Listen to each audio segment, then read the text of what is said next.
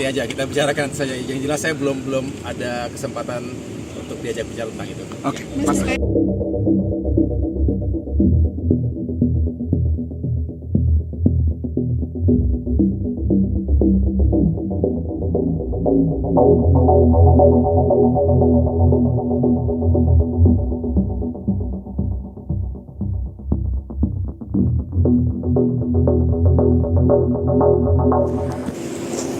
Mas Ahaye, aduh, Mas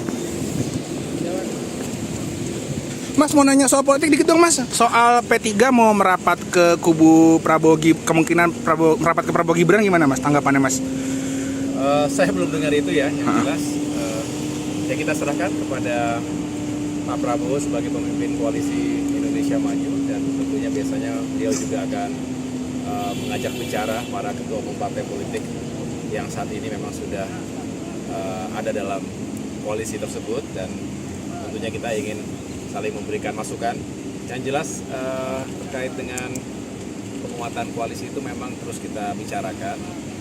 Pertama, kita ingin ke depan pemerintahan juga sukses, ada support yang kuat dari parlemen, karena kita juga berharap kebijakan-kebijakan, program-program yang sudah diangkat sebagai janji politik selama masa kampanye oleh pasangan Prabowo Gibran ini bisa dikawal dan disukseskan secara bersama-sama. Kita ingin itu bisa diwujudkan dengan baik, dan ini membutuhkan konsolidasi kekuatan politik baik di pemerintah maupun di parlemen.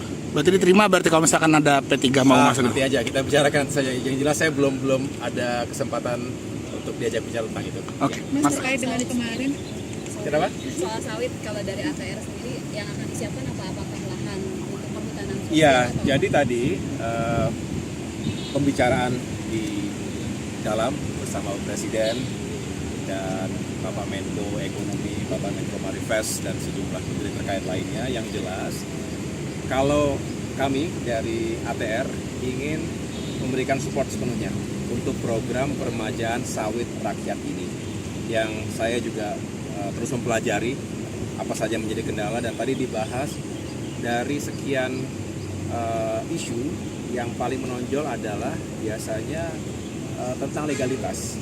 Jadi para petani, para pekebun ini harus mendapatkan atau memiliki legalitas atas tanahnya, SHM atau HGU bagi perusahaan, dan intinya ini harus clear dari kawasan hutan.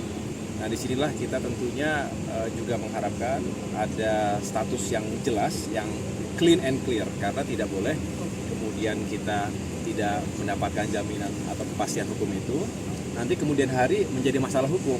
Nah, disinilah kita harus cari terobosan. Tadi juga dibahas harus ada perbaikan atau semacam revisi peraturan-peraturan yang bisa semakin menyukseskan program besar ini.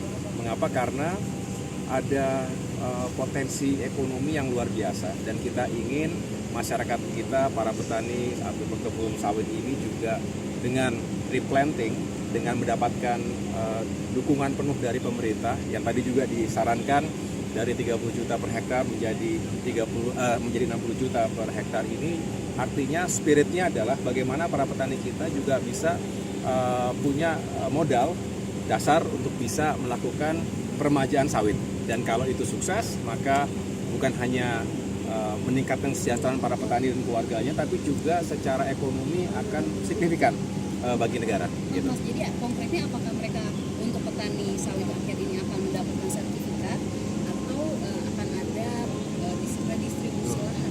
Jadi tadi baru dibicarakan bahwa ada sejumlah keterkaitan antar lembaga, dan tadi titik beratnya memang di KLHK untuk meyakinkan bahwa tidak ada lahan yang digarap ini atau yang akan disiapkan ini masih berada dalam kawasan hutan. Nah, itu jadi masih ada stuck di situ. Nah, masih di perabotan itu tadi? Ada angkanya, saya tidak hafal, tetapi yang jelas masih cukup besar, dan ini perlu percepatan. Tadi Pak Presiden juga akhirnya mengatakan oke, nanti akan kita agendakan lagi rapat ini, semacam pembulatan, dalam arti ini harus dibereskan dulu antar kelembagaan pemerintah, kementerian. Yang jelas kalau dari ATR kami selalu siap untuk memberikan support kalau memang sudah clear, dan ini kan tidak bisa kami menentukan bahwa ini sudah lepas dari ataupun sudah aman dari kawasan hutan atau tidak ada status HGU yang bisa menjadi masalah di kemudian hari. Cukup ya? Ya, makasih. Ya, makasih. Program kasihan itu kan dibahas dalam RAPBD 2022 sudah kabinet tadi penangkapan itu sudah dibahas sebenarnya presiden terpilihnya belum pasti. Apa ada alasan begitu? Ya, asumsi mungkin ya, gitu aja. Oke. Makasih ya. Makasih. Nanti aja.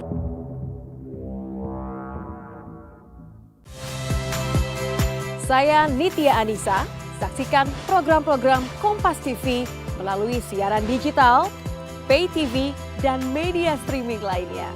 Kompas TV, independen, terpercaya.